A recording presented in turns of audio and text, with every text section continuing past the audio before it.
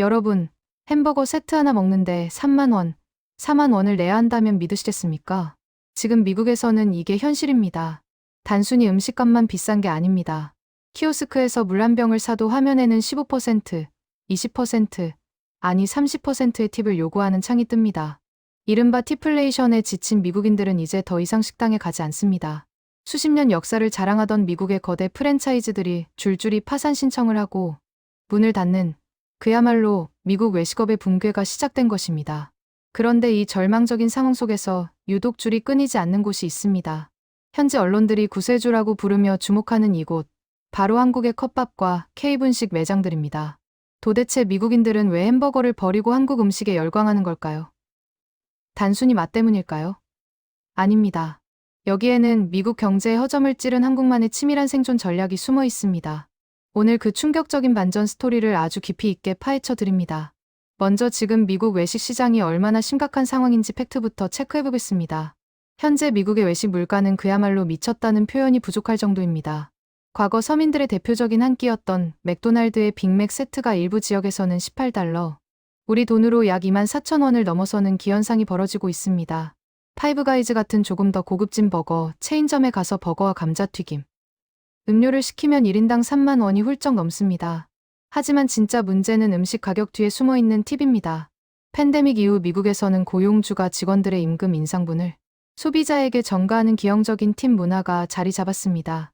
과거에는 테이블 서비스를 받을 때만 팁을 줬지만 이제는 빵집에서 빵 하나를 집어올 때도 테이크아웃 커피를 받을 때도 결제 태블릿 화면은 어김없이 팁을 요구합니다.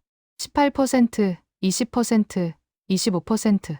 팁 없음 버튼은 아주 작게 숨겨져 있거나 아예 없는 경우도 있어 손님들은 점원의 눈치를 보며 울며 겨자 먹기로 추가 비용을 지불해야 합니다.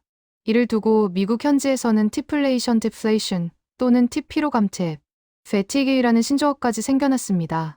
상황이 이렇다 보니 미국인들에게 외식은 더 이상 즐거움이 아닌 스트레스 그 자체가 되었습니다. 그 결과는 참혹합니다. 미국의 대표적인 해산물 레스토랑 체인인 레드 랍스터가 파산 보호 신청을 했고 우리에게도 익숙한 TGI 프라이데이스나 애플비 같은 대형 프랜차이즈들이 수백 개의 매장을 폐쇄하고 있습니다. 단순히 맛이 없어서가 아닙니다.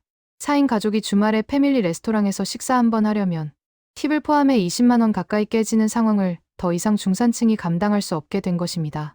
미국 언론들은 이를 두고 다이닝의 종말이라고 표현할 정도로 기존 미국 외식 산업 시스템 자체가 붕괴하고 있음을 시사하고 있습니다. 소비자들은 지갑을 닫았고 식당들은 인건비와 재료비 상승을 견디지 못해 가격을 올리고 가격이 오르니 손님은 더 줄어드는 악순환의 고리, 즉 죽음에 나선 데스 스파이럴에 빠진 것이 바로 지금 미국의 암울한 현실입니다. 그런데 이 암흑기 속에서 유일하게 폭발적인 성장세를 기록하며 미국 전역을 붉게 물들이고 있는 브랜드들이 있습니다. 바로 K푸드입니다. 가장 대표적인 성공 사례가 바로 유타주에서 시작된 컵밥 CUPBAP입니다.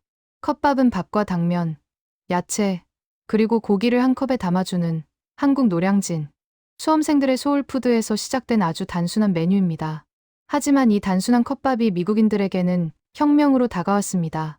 첫 번째 이유는 압도적인 가성비입니다. 컵밥 한 그릇의 가격은 약 10달러에서 12달러 선, 팁과 세금을 포함하면 20달러가 훌쩍 넘는 현지 식당 런치 메뉴의 절반 수준입니다. 그런데 양은 엄청납니다. 미국인들이 좋아하는 탄수화물과 단백질이 꽉 채워져 있고 채소까지 들어있어 햄버거보다 훨씬 건강하다는 인식이 퍼졌습니다. 유타주에서 푸드트럭 하나로 시작한 이 브랜드는 NBA 경기장 공식 메뉴로 선정되고 억만장자 마크 큐반의 투자를 이끌어내며 현재 미국 전역에 60개가 넘는 매장을 오픈했습니다. 그뿐만이 아닙니다. 냉동 김밥대라는 K푸드의 위상을 상징적으로 보여줍니다. 미국의 국민 마트인 트레이더 조에서 출시한 한국식 냉동 김밥은 개당 3.99달러라는 파격적인 가격으로 출시되자마자 2주 만에 전국 품절 사태를 빚었습니다. 미국인들이 이 김밥을 사기 위해 아침부터 줄을 서고 1인당 구매 제한 개수까지 생길 정도로 오픈런 현상이 벌어졌습니다.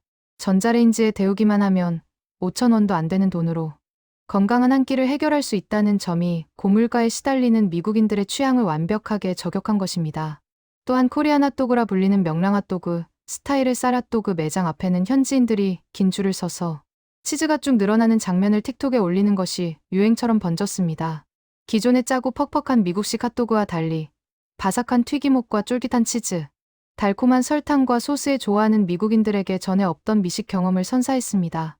이처럼 K푸드는 단순히 싼 음식이 아니라 가격 대비 만족도가 극도로 높은 프리미엄 경험으로 자리 잡으며 무너져가는 미국 외식 시장의 빈틈을 완벽하게 파고들었습니다.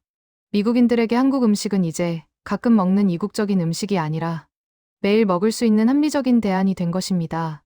하지만 전문가들은 K푸드의 성공 요인을 단순히 맛과 가격만으로 보지 않습니다. 진짜 승리 요인은 바로 한국 특유의 효율적인 운영 시스템에 있습니다.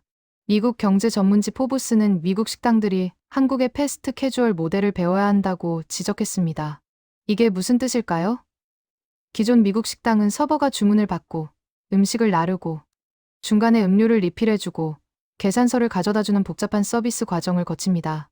이 과정에서 막대한 인건비가 발생하고 이는 곧 높은 음식값과 팁 항유로 이어집니다. 반면 미국에 진출한 한국 식당들은 대부분 노팁 노탭 정책이나 키오스크를 활용한 패스트 캐주얼 방식을 채택하고 있습니다. 컵밥 매장에 들어선 미국인 고객은 키오스크에서 주문하고 마치 서브웨이처럼 직원이 눈앞에서 밥과 반찬을 빠르게 담아주는 모습을 보며 음식을 받아갑니다. 테이블 서빙이 없으니 팁을 줄 필요가 없습니다. 고객 입장에서는 1520%의 추가 비용을 아낄 수 있어 심리적인 부담이 완전히 사라집니다. 운영자 입장에서도 홀서빙 인력을 최소화하고 주방 효율을 극대화하여 인건비를 줄일 수 있습니다. 이 절감된 비용은 다시 음식의 퀄리티를 높이고 가격을 낮추는 데 재투자됩니다. 이것이 바로 K푸드가 가진 선순환 구조의 핵심입니다. 또한 한국 특유의 빨리빨리 문화가 접목된 조리 시스템은 회전율을 극대화합니다. 주문하고 음식이 나오기까지 30분이 걸리는 미국 식당과 달리 한국식 매장은 주문 후 5분 이내에 따뜻한 음식이 나옵니다. 바쁜 점심시간, 빠르고 싸고 맛있게 먹고 싶은 미국 직장인들에게 이보다 완벽한 솔루션은 없습니다. 현지 매체들은 이를 두고 다이닝의 민주화라고까지 표현합니다. 돈 많은 사람만 갈 수 있는 레스토랑이 아니라 누구나 부담 없이 즐길 수 있는 외식 문화를 한국 브랜드들이 만들어가고 있다는 것입니다. 결국 K푸드의 승리는 단순한 음식의 승리가 아니라 비효율과 거품이 가득했던 미국 외식 산업의 구조적 모순을 해결한 비즈니스 모델의 승리라고 볼 수 있습니다.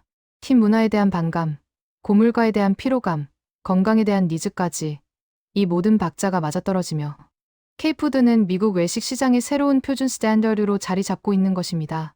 불과 몇 년 전만 해도 미국에서 한국 음식은 매운 것을 좋아하는 일부 마니아들의 전유물이었습니다. 하지만 경제 위기와 물가 상승이라는 거대한 파도는 미국인들의 소비 패턴을 송두리째 바꿔놓았고 그 변화의 중심에 한국의 가성비와 효율성이 서게 되었습니다. 이제 미국인들은 팁을 강요받으며 비싼 햄버거를 먹는 대신 기분 좋게 안녕하세요 인사를 건네는 한국 식당으로 향합니다. 이것은 일시적인 유행이 아닙니다. 미국의 외식 문화 자체가 한국식 모델을 벤치마킹하는 방향으로 재편되고 있다는 강력한 신호입니다. 위기 속에서 기회를 잡은 K푸드. 과연 어디까지 성장할 수 있을까요? 그리고 이러한 변화가 전 세계 외식 시장에는 또 어떤 나비 효과를 불러올까요? 오늘 영상이 유익하셨다면 구독과 좋아요 부탁드리며 저는 다음 시간에 더 흥미로운 분석으로 찾아오겠습니다. 감사합니다.